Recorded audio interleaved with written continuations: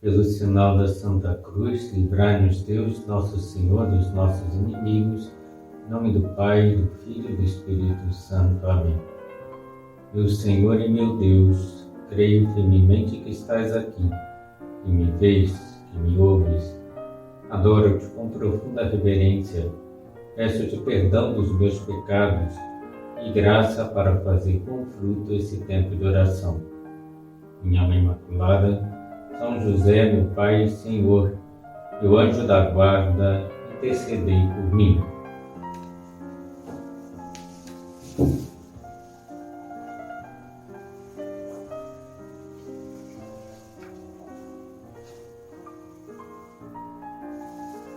Hoje começarei uma série de meditações sobre o servo de Deus, Marcelo Henrique Câmara, que levarão por título Não ardiam os nossos corações? E qual o motivo desse título?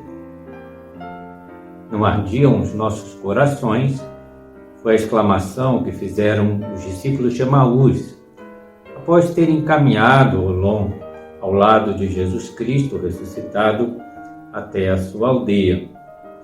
Conversaram longamente com o Mestre, abriram seus corações, ouvindo aquelas explicações sobre as Escrituras que desvendavam que o Messias devia sofrer e morrer para redimir a humanidade.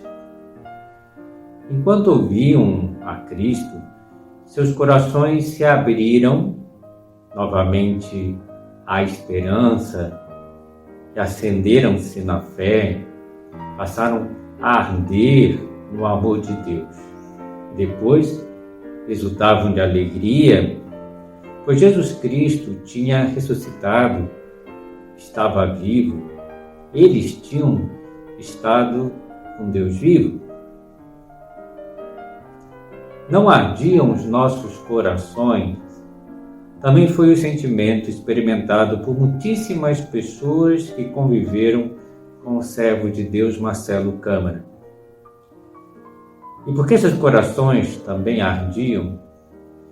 Porque ao conviverem com o Marcelinho, as pessoas tocavam uma esperança viva, que nada era capaz de esmorecer, uma fé enorme, da qual Marcelo se nutria espiritualmente, um amor transbordante, que informavam todos os seus gestos e atitudes, que dava calor a quem dele se aproximava no caminho da vida,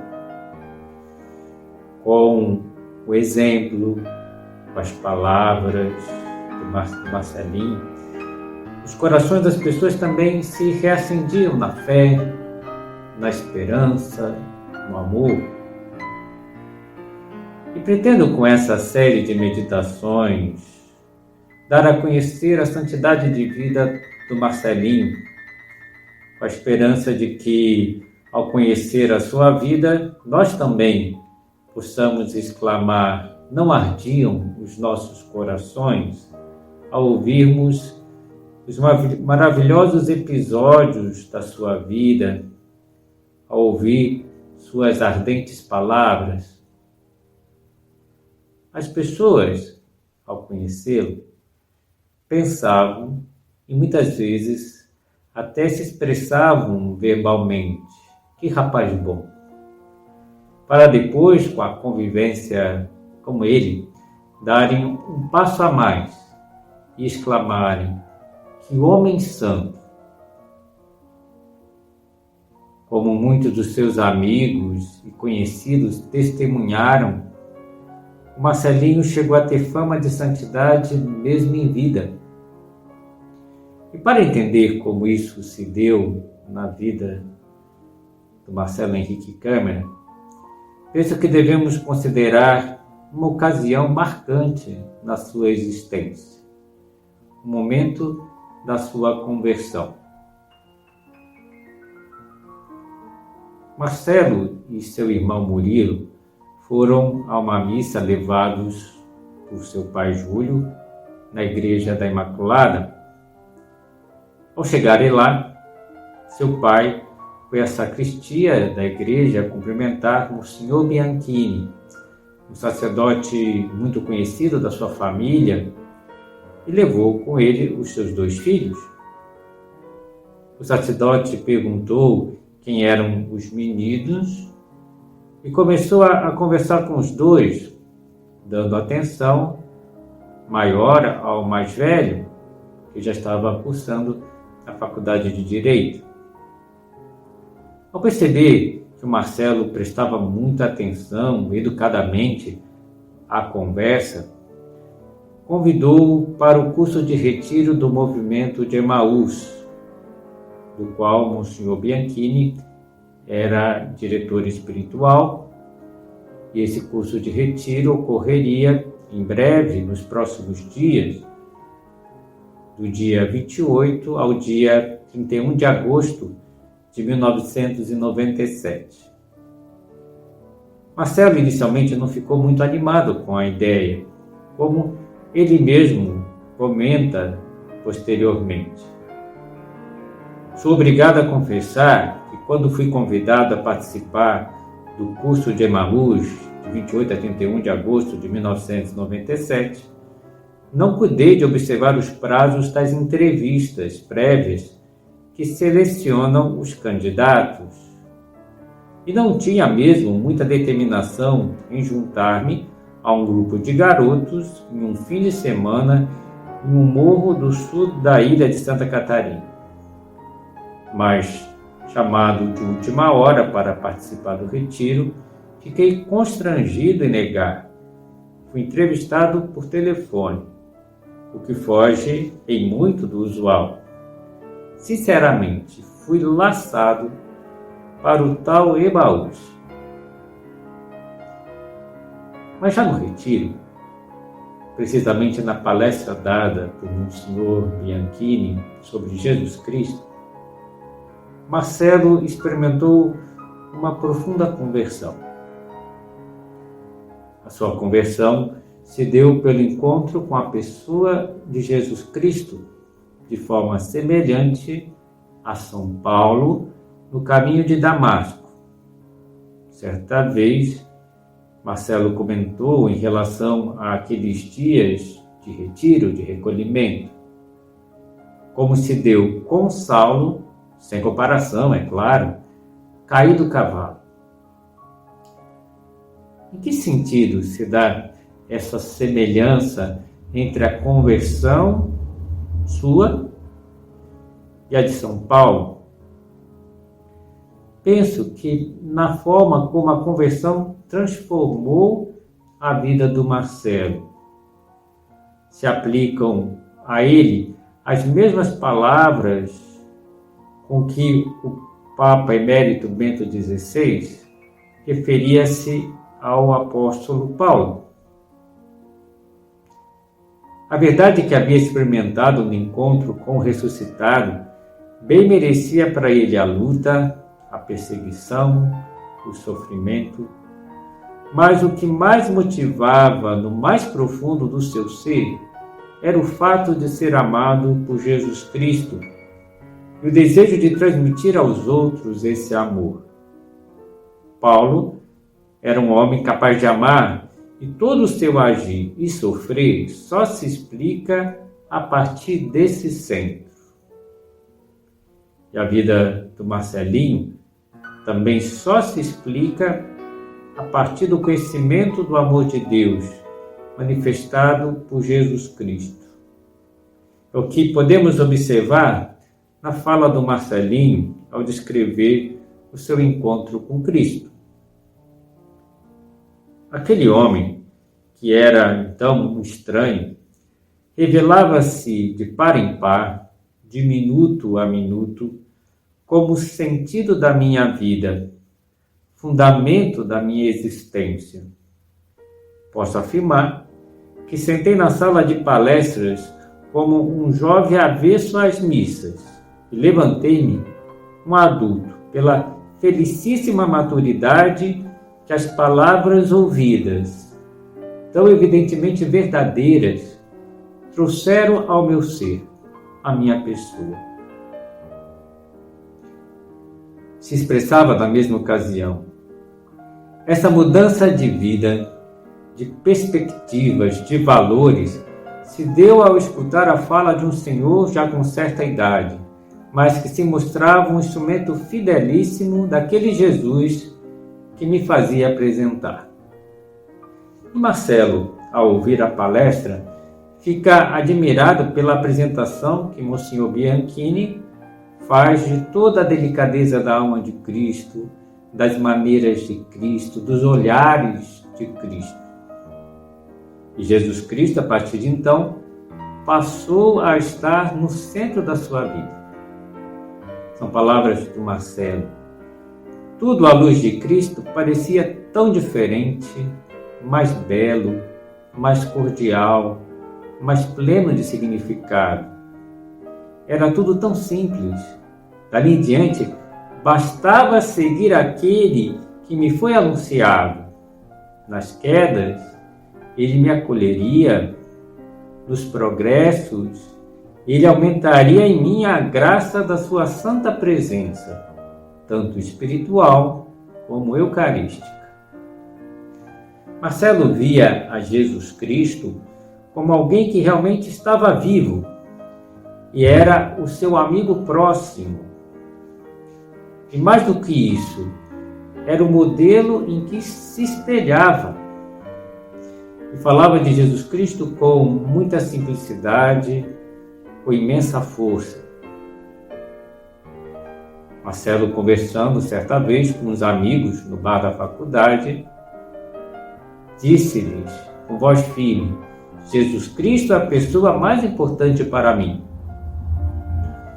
E tal afirmação foi tão impactante para sua colega de faculdade de Direito, Maria Zoe, consciente de que o Marcelo havia feito o retiro de Emaús e ali se havia convertido, procurou-o depois e pediu-lhe que a inscrevesse no próximo retiro do Emaús, para moças desse movimento, e que fosse o seu padrinho naquele retiro.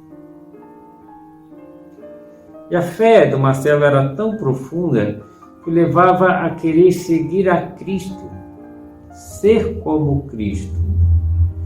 O seu encontro com Cristo mudou a sua forma de pensar, de sentir. Vemos na vida do Marcelo Câmara, do servo de Deus, Marcelo Câmara, uma profunda compreensão da fé, que foi tão bem descrita pelo Papa Francisco na sua encíclica Lumen Fidei. Podemos assim compreender a novidade a que a fé nos conduz. O crente, aquele que crê, é transformado pelo amor, ao qual se abriu na fé. E na sua abertura a esse amor que lhe é oferecido, a sua existência dilata-se para além dele próprio. São Paulo pode afirmar: já não sou eu que vivo, mas é Cristo que vive em mim. E exortar que Cristo, pela fé, habite nos vossos corações. Na fé, o eu do crente dilata-se para ser habitado por um outro, com maiúscula, para viver num outro, e assim a sua vida amplia-se no amor. É aqui que se situa a ação própria do Espírito Santo. O cristão pode ter os olhos de Jesus, os seus sentimentos, a sua predisposição filial, porque é feito participante do seu amor, que é o Espírito, e nesse amor que se recebe, de algum modo, a visão própria de Jesus. Penso que, em grande parte, a sua fama de santidade vem da sua decisão pessoal de viver da fé e ser outro Cristo, o próprio Cristo, como dizia São José Maria Escrivá. Marcelo estava de tal forma decidido a viver esse ideal cristão que perdeu qualquer respeito humano, qualquer possível vergonha de ser como Cristo, de ter o coração de Cristo para com todos? A sua personalidade foi, a partir da sua conversão, se amadurecendo, se identificando com Cristo. E creio que todos nós devemos seguir esse modelo de fé do Marcelo Câmara, de querer identificar-nos com Jesus Cristo e perder a vergonha de ser como Cristo. Mas quando se fala que o cristão deve se santificar e ser outro Cristo, o próprio Cristo, não se está dizendo que há uma uniformidade entre todos os santos ao se identificarem com Cristo. A personalidade de Cristo é riquíssima e há infinitas formas de se identificar com Cristo, como vemos na vida dos santos. Os santos eram e são muito diferentes entre si, mas todos identificados com Cristo. São José Maria deixou escrito no livro Forja, no número 468, de acordo, deves ter personalidade, mas a tua personalidade tem de procurar identificar-se com Cristo. E nesse processo de identificação com Cristo, nesse processo de santificação, partimos de determinadas características próprias, temperamentais, de diversos dons que recebemos de Deus, de uma base da educação que recebemos em casa, que serve de substrato para a nossa identificação com Cristo. Marcelinho, por exemplo, desde pequeno era muito afetuoso e soube aproveitar essa sua característica para desenvolvê-la ainda mais e cativar muitas pessoas com seu carinho extremado. Podemos observar essa sua característica marcante em um bilhete carinhoso que escreveu quando era ainda pequeno para sua bisavó Almerinda, que estava passando um mês em Brusque. Querida Bisa, estava te esperando. Como não pudeste vir, não faz mal, tudo bem. Eu vou bem. Na escola tiro boas notas. O Murilo vai bem. Como vai a tia Maria Lúcia? Espero que ela esteja bem. Bisa, gosto muito de ti. 1000 beijos do Marcelo. Assinado Marcelo Henrique. E o Marcelo manifestará durante toda a sua vida, com muita simplicidade, esse carinho que tinha pelas pessoas, especialmente pelos parentes e amigos. Mesmo quando adoeceu de câncer e teve que fazer sessões de quimioterapia desgastantes, mantinha essa afetuosidade para com os demais. O seu colega e amigo Samuel Naspolini conseguiu expressar com riqueza de detalhes os sentimentos, as preocupações, os espantos com que os amigos observavam o modo de agir do Marcelinho quando esse descobriu o câncer, devido a uma série de sintomas da doença bem graves. São palavras do Samuel. Decidi buscar mais informações no próprio hospital. Estava chocado com a brutalidade da notícia e a gravidade do problema. Dirigi muito tenso pelas ruas escuras ao redor do Hospital Celso Ramos e caminhei nervoso pelos corredores até a porta do seu quarto. Alguns objetos religiosos e cartas de apoio deixados do lado de fora tornavam o ambiente um pouco mais receptivo, mas não diminuía o impacto causado pela placa a indicar a proibição de visitas. Fiquei ali alguns minutos até que Dona Leatrice, a mãe do Marcelinho, surgiu. E absurdo naquela circunstância, genuinamente feliz. Permitiu-me entrar. Preparei-me para o pior, afinal, ali estaria um jovem de 25 anos acometido por um linfoma grave. O choque de fato veio, mas de forma diferente. Ao me ver, Marcelo abriu um sorriso e disse: Samuca, meu caro, que alegria vê-lo. Samuel ainda pôde observar que o Marcelo não reclamava nem se queixava de nada. Apenas se lamentou de ter que se afastar do trabalho por preocupar-se com seus alunos, já que era professor. Samuel também se lembra de que para todos os enfermeiros que entraram no quarto, durante a sua estada no quarto do Marcelinho, esse lhes dirigiu palavras de afeto. A sua amiga Thaís, que participava do grupo São Paulo do Movimento Emaús, coordenado pelo próprio Marcelo, foi surpreendida por esse grande afeto na comemoração do dia do seu aniversário, quando Marcelo já estava fazendo o tratamento de quimioterapia. Esse é o testemunho da Thaís. Nunca vou esquecer-me de uma ocasião em que estava comemorando meu aniversário na pizzaria São Francisco. Tinha consciência de que o Marcelinho não poderia ir em razão de, neste momento, nesse mesmo dia, ter realizado uma sessão de quimioterapia.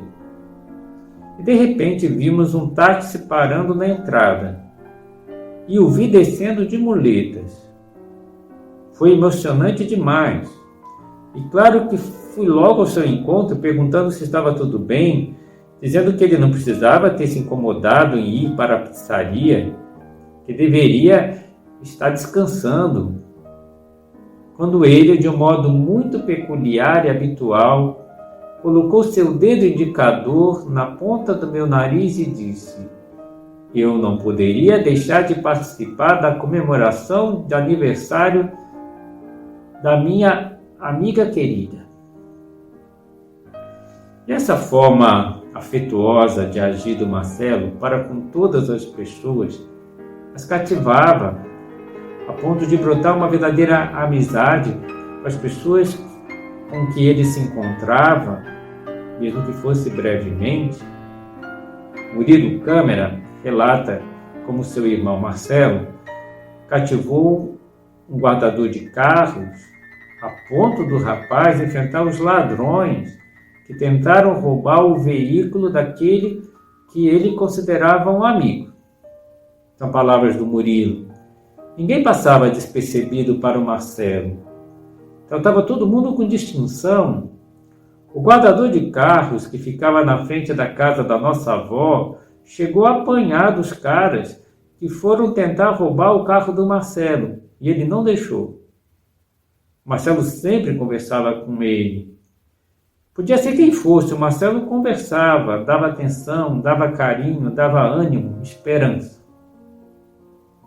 Outro detalhe pequeno, mas significativo, é que a secretária que recebeu a inscrição do Marcelo Câmara para o exame do Ministério Público ficou tão impressionada com a amabilidade, a cordialidade com que o Marcelo a tratou, que a partir daquele dia passou a acompanhar o seu desempenho no concurso para promotor. Ele acabou passando nesse concurso. A secretária desejava que ele fosse aprovado. Ele tinha se encontrado uma vez com o Marcelo. Marcelo, em termos de comportamento, desde criança, de acordo com seus pais, sempre foi um menino tranquilo, fácil, nada exigente, mas, como todas as crianças, teve que lidar também com algumas más inclinações que se manifestavam desde pequeno. Significativa é a sua tentativa de fuga de casa, quando era muito pequeno, quando a sua mãe, Leatrice, está esperando o seu irmão Murilo, está grávida do seu irmão Murilo. Segundo o seu pai Júlio, a fuga se deu por uma bronca que o pai lhe deu referente aos seus modos de se comportar à mesa. Marcelo era muito educado, mas graças também a essas correções que o pai fazia. Só que o Marcelo não gostou nada daquela bronca e resolveu ir à casa da avó. e, segundo ele, não dava broncas. E sem avisar nada a ninguém, colocou em uma sacolinha de supermercado um brinquedo, uma chupeta, uma fralda e partiu a direção à Praia Mole, onde morava a avó. Logo os vizinhos o avistaram, fugindo, e o levaram, claro, de volta para casa. Mas veja, essa atitude infantil normal foi totalmente superada pelo Marcelo durante a sua vida. Sempre manifestou um enorme carinho pelos seus parentes, principalmente pelos mais próximos, pelo seu pai, sua mãe, pelo Murilo, seu irmão. Vejam o emocionante depoimento do Murilo a respeito do seu irmão Marcelo. Marcelo sempre foi uma pessoa muito especial na minha vida, pelo simples motivo dele ter assumido muito cedo um papel na minha vida e na vida da minha mãe, quando da separação dos meus pais. Marcelo adotou uma postura que na época eu não tinha nem ideia, mas com o passar do tempo, eu com 12 ou 13 anos, o respeitava dentro de casa como um pai, inclusive mais do que a minha própria mãe. E se o Marcelo dizia não, era não. Eu era irmão dele e filho quase. E diante da situação tão difícil para toda criança, da separação dos seus pais, Marcelo teve uma reação surpreendente. E Deus se serviu dessa tremenda dificuldade para trabalhar a alma do Marcelo e fazer com que ele amadurecesse muito em pouco tempo. Em vez de se preocupar consigo, ele passou a se interessar pelo bem de todos os seus parentes próximos e, dentro das suas possibilidades, é claro, como menino, de promover esse bem. Ainda menino, ao ir morar com a mãe e o irmão mais novo, passou a ter a atitude de um verdadeiro adulto na condução da família, preocupando-se com o trabalho da mãe, com os gastos da casa, enfim, sentindo-se responsável pelo futuro dos familiares. E essa preocupação o acompanhará por toda a vida. Sua mãe, Leatrice, dá o seguinte testemunho: ele mudou muito mesmo a partir da minha separação. De menino, passou a tomar uma postura de adulto. A impressão que dava era que ele queria tomar o lugar do pai, queria ser o responsável por tudo. Quando eu chegava do serviço, ele se sentava e perguntava para mim como tinha sido o meu dia e se eu precisava de alguma coisa, se a família precisava de alguma coisa. Essa tensão com a família só irá crescer com o tempo. Sua família esteve sempre presente nas suas orações, nas suas preocupações, nas suas ações. Importante fazer constar que, apesar da separação do casal, o pai Júlio manteve contato frequente com os filhos, acompanhando o crescimento deles, estimulando a formação deles, e com o auxílio da madrinha de batismo de Marcelo, a tia-avó Helena, procurava manter nos meninos pelo menos o compromisso com a Santa Missa nos finais de semana, embora encontrasse resistência dos meninos na hora de ir à missa. A mãe Leatrice relembra com carinho que o filho valorizava muito a família.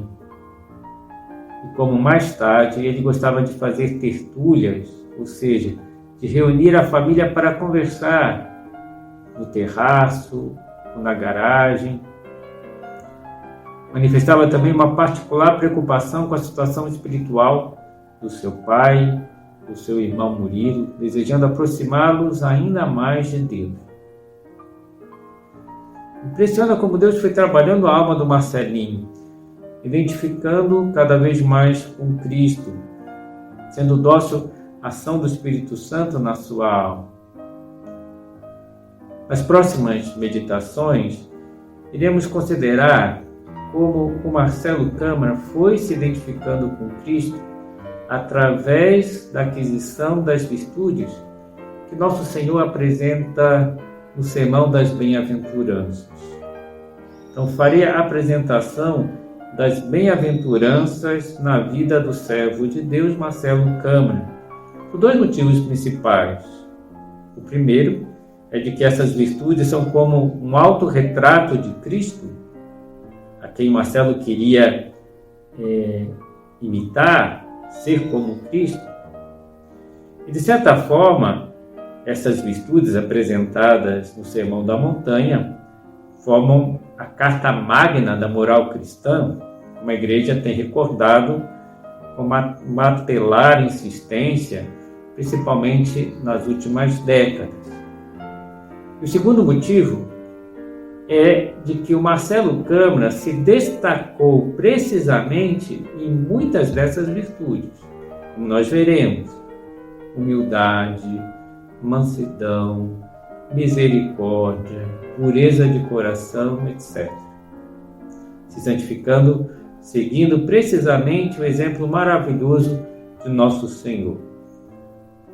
Espero que o servo de Deus, Marcelo Câmara, interceda a Deus por todos nós, para que também desejemos ardentemente identificar-nos com Cristo, sendo outro Cristo, o próprio Cristo, que não tenhamos nenhuma vergonha de ser como Cristo. Que as pessoas, ao conviverem conosco, também possam dizer: não ardiam os nossos corações?